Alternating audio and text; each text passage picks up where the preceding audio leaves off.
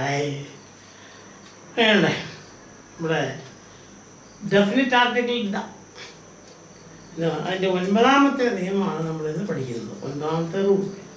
അത് സംഗീത ഉപകരണങ്ങളുമായിട്ട് ബന്ധപ്പെട്ട സംഗീത ഉപകരണങ്ങൾ നമ്മൾ അതിനെപ്പറ്റി പറയുമ്പം ഡെഫിനിറ്റ് ആർട്ടിക്കിൾ ഉപയോഗിക്കാറില്ല.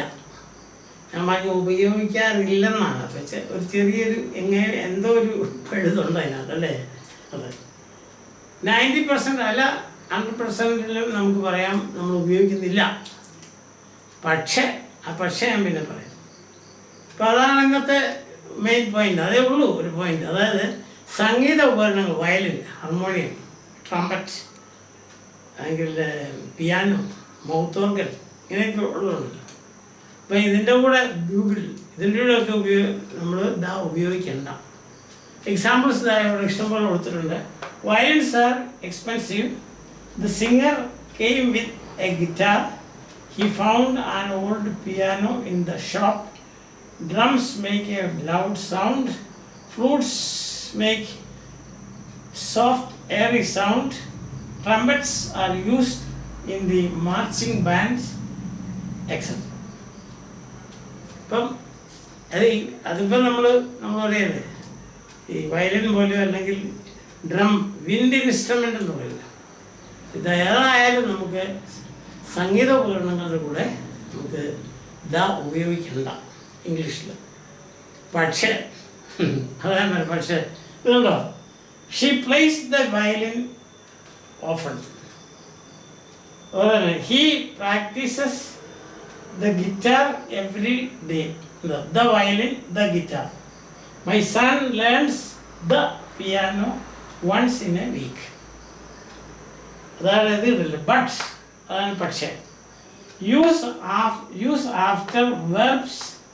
ഈ 3 വെർബ് ഉണ്ടല്ലോ, പ്ലേ, ലേൺ, പ്രാക്ടീസ്.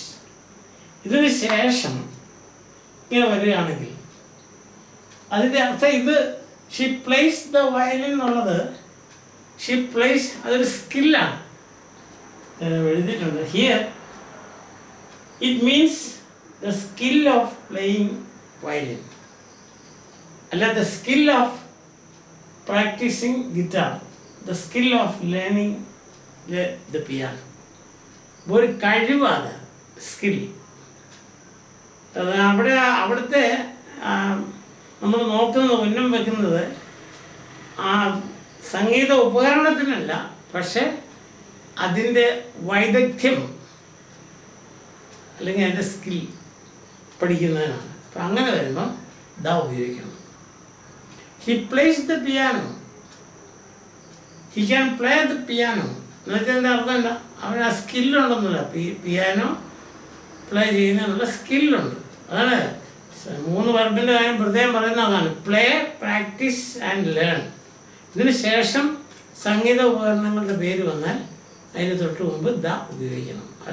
അതിൻ്റെ അർത്ഥം സംഗീത ഉപകരണത്തിനല്ല നമ്മൾ അവിടെ ഫോക്കസ് അല്ലെങ്കിൽ നമ്മൾ ഉന്നം കൊടുക്കുന്നത്, പക്ഷേ പ്രാധാന്യം കൊടുക്കുന്നത് പക്ഷേ ആ സ്കില്ലിനാണ്. ക്ലിയർ ആയി? Okay, by.